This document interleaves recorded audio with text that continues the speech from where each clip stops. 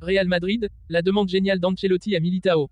Football, la Liga, le mercato est fermé, le Real Madrid est-il trop sûr de son coup? Real Madrid, Barça, les compos probables. Le Real Madrid guette Alphonso Davies, une saga contractuelle au Bayern Munich. Avant de commencer, si c'est la première fois que tu passes ici, je t'invite donc à t'abonner, c'est gratuit, ça prend 2 secondes et ça fait plaisir. Merci beaucoup à toi. Ancelotti a fait une demande quelque peu originale à son défenseur central Militao qui a donné lui à une scène assez drôle. Le Real Madrid a pris une décision importante ces derniers jours concernant son mercato. Comme le rapporte la presse espagnole, seuls Kylian Mbappé et Endrick devraient être des nouveaux joueurs. Aucune autre arrivée ne serait prévue bien qu'un défenseur central en plus aurait été visiblement le bienvenu. Mais la direction a tranché et Ancelotti l'a confirmé, l'équipe est assez forte pour rivaliser cette année. Alaba semble bien se remettre de sa blessure. Rudiger et Militao sont disponibles et Aurélien Tchouaméni peut même jouer derrière, comme il l'a fait sur la fin de saison l'année dernière. De plus, le technicien italien dispose de la pépite de 16 ans dans son équipe en la personne de Joan Martinez, qui a fait ses débuts lors de la tournée de pré-saison aux États-Unis. Et c'est avec Militao que Carlo Ancelotti a un plan B au cas où il ne jouerait pas. Le Mister lui a trouvé son futur poste. Comme on peut le voir sur une vidéo postée sur les réseaux sociaux, Carlo Ancelotti a demandé à son défenseur brésilien de venir s'asseoir à ses côtés sur le banc de touche pour être son assistant et de jouer le rôle à fond. Ce que Militao a parfaitement fait visiblement, mais cela n'a pas manqué de le faire sourire. L'entraîneur du Real Madrid Carlo Ancelotti a annoncé la couleur ce mercredi en conférence de presse. Le mercato estival du champion d'Europe en titre est déjà clos, à un mois de la fermeture du marché. Malgré seulement 2 arrivées, celle de Kylian Mbappé et du Brésilien Endrick, le coach italien est apparu particulièrement serein alors même que certains de ses postes manquent de profondeur. Si le comité international olympique accédait à la demande de l'Inde, et inscrivait le yoga parmi les sports olympiques, Carlo Ancelotti en deviendrait immédiatement le grand favori à la médaille d'or. L'entraîneur italien du Real Madrid semble avoir atteint un niveau de sérénité que tous ses confrères entraîneurs d'Espagne et d'ailleurs lui envieraient. Il a des raisons de l'être, détendu. Pour la première fois depuis 51 ans, un homme va débuter une 4e saison consécutive à la tête de la Maison Blanche. Le dernier à avoir connu un aussi long mandat, la légende Miguel Munoz, certainement le plus grand coach du Real Madrid au XXe siècle, et du moins le plus titré. Et après une saison couronnée d'une énième Ligue des Champions, et à l'orée de sa carrière, le voilà même devenu modeste quant à ses velléités du mercato. Le mercato est fermé, s'est-il ainsi contenté en conférence de presse. Jesus, Valiero est de retour, David, Alaba récupère. Nous avons les jeunes Joan, Martinez, Jacobo, Ramon, et Raúl Asensio. La vérité est que je ne suis pas inquiet parce que nous avons un effectif spectaculaire à tous les postes. Difficile, dans les faits, de le contredire tant ce Real Madrid semble prêt à tout rafler à nouveau. Je les aime tous, mais... Et pourtant, Florentino Pérez n'a pas eu à s'embarrasser avec des kilomètres de paperasse cet été. Seuls 2 recrues, Kylian Mbappé et le jeune attaquant Endrick, et 3 départs, les Espagnols Rafa Marin, Joselu, et Nacho, ont été enregistrés. Un mercato déjà largement gagnant du point de vue de la balance de talent, si l'on nommait le départ à la retraite de Toni Kroos. Mais ici aussi, le Real est bien équipé pour combler le départ de son champion du monde 2014. Le Real Madrid peut donc se payer le plus grand des luxes lors de l'été du football, la sérénité au milieu de l'affolement général. Comme depuis plusieurs années, la Maison Blanche se contente de retouches, et les Galactiques n'arrivent plus qu'à l'unité. Signe de l'hégémonie d'une puissance, qui doit surtout veiller à ne pas s'endormir. Car même si tous les postes sont doublés, l'effectif est particulièrement resserré à certains postes. En défense centrale, le niveau de David Alaba après sa rupture du ligament croisé reste une interrogation. Et derrière Eder Militao et Antonio Rudiger, il n'y aura que lui et l'Espagnol Jesus Valiero qui n'apportent que très peu de garanties. Ce n'est donc pas un hasard si Carlo Ancelotti a déjà évoqué le nom des défenseurs centraux de la Castilla Raúl Asensio, Joan Martinez et Jacobo Ramon. Mais c'est aussi lui-même qui en parle le mieux, les jeunes.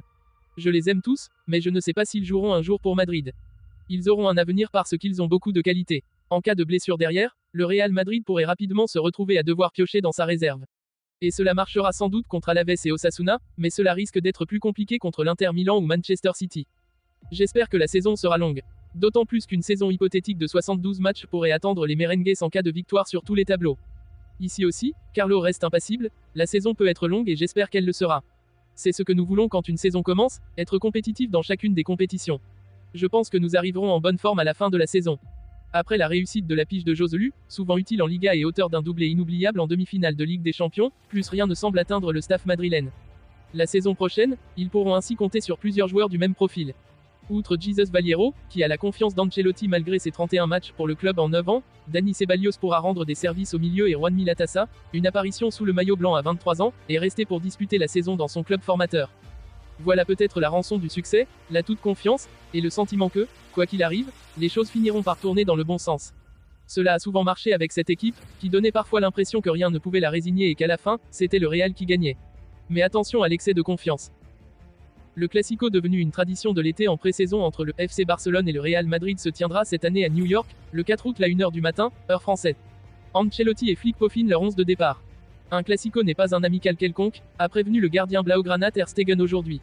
La rivalité entre les deux géants d'Espagne est telle que le résultat importe toujours beaucoup, même s'il n'est jamais annonciateur de ce qui se passera dans la saison.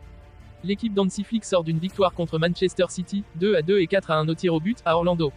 De son côté, le Real Madrid s'est incliné face à Milan, qui sera justement l'adversaire des Catalans lors du troisième match de la tournée américaine. Pour cette rencontre, Carlo Ancelotti a déjà une idée précise du 11 qu'il compte aligner. La belle surprise devrait se situer au milieu de terrain, avec le jeune Arda Güler venant épauler Modric et Ceballos. Courtois dans les buts, et Rudiger Militao en charnière centrale. Devant, Vinicius venant tout juste de rejoindre le groupe, devrait débuter sur le banc. Si probable du Real Madrid, Courtois, Vasquez, Militao, Rudiger, Fran, Ceballos, Modric, Güler, Rodrigo, Brahim Diaz, Endrick. Si probable du Barça, Peña, Ford, Christensen, Inigo Martinez, Bald, Casado, Bernal, Gundogan, Araujo, Unai Hernandez, Lewandowski. Où voir le match? En Espagne, les matchs de pré-saison du Real Madrid sont diffusés sur la plateforme Movistar Plus. Le match contre le FC Barcelone sera lui diffusé sur la chaîne régionale catalane TV3. Il faudra ensuite se brancher sur Sport TV 1 au Portugal, sur ESPN aux États-Unis et sur Supersport dans de nombreux pays sur le continent africain. Pour la France, c'est la chaîne L'Équipe Live Foot, disponible uniquement en ligne et sur abonnement, 9,99€ par mois sans engagement, qui s'est adjugé les droits de diffusion cette année. Alphonso Davies, l'un des latéraux les plus prometteurs du football mondial, est actuellement au centre d'une négociation contractuelle complexe avec le Bayern Munich. Alors que son contrat se termine dans un an, le club bavarois cherche désespérément à prolonger son engagement. Davies, cependant, pose des conditions strictes. Il exige une revalorisation salariale substantielle, demandant 10 millions d'euros par an, ce qui crée un dilemme pour le Bayern. Une situation délicate pour le Bayern. Le Bayern Munich, réputé pour sa gestion financière prudente et rigoureuse, est confronté à un choix difficile. D'un côté, ils ne peuvent pas se permettre de perdre Davies, dont la vitesse et la polyvalence ont été cruciales depuis son arrivée en 2019. De l'autre, céder à ses exigences salariales pourrait créer des tensions au sein de l'effectif et compromettre la stabilité financière du club. Les dirigeants du Bayern, menés par Herbert Hainé et Oliver Kahn, tentent de persuader Davies de l'importance de rester au sein d'un projet sportif ambitieux, en lui promettant un rôle central et un environnement propice à son développement continu. Cependant, Davies reste ferme sur ses exigences, insistant sur une rémunération à la hauteur de son talent et de ses performances. Le Real Madrid à l'affût. Cette impasse n'est pas passée inaperçue en Espagne, où le Real Madrid suit attentivement l'évolution de la situation. Voyant une opportunité unique, les dirigeants madrilènes envisagent sérieusement de profiter de ce désaccord pour attirer Davies à Madrid. Florentino Pérez, président du Real, est célèbre pour ses coups de maître sur le marché des transferts. Acquérir Davies à un prix réduit, potentiellement 4 fois inférieur à sa valeur actuelle, est une perspective extrêmement attractive. Toutefois, le Real doit aussi prendre en compte la forme exceptionnelle de Ferland Mendy, qui a joué un rôle déterminant dans les victoires en championnat et en Ligue des Champions lors de la saison 2023-2024. Une stratégie à long terme. Le Real Madrid pourrait donc adopter une stratégie à long terme en attendant que Davies soit libre de tout contrat en 2025. Cette approche permettrait d'intégrer le joueur sans frais de transfert, tout en maintenant l'équilibre de l'équipe actuelle. Attendre jusqu'à 2025 offrirait également l'opportunité de planifier une transition en douceur et d'assurer une intégration optimale de Davies. Selon Marca, des discussions internes au Real évoquent l'idée de préparer progressivement l'arrivée de Davies, en le laissant jouer encore une saison au Bayern avant de l'accueillir gratuitement l'année prochaine. Cela maintiendrait une saine concurrence entre Davies et Mendy, renforçant ainsi la profondeur de l'effectif madrilène et offrant à l'entraîneur Carlo Ancelotti des options tactiques supplémentaires.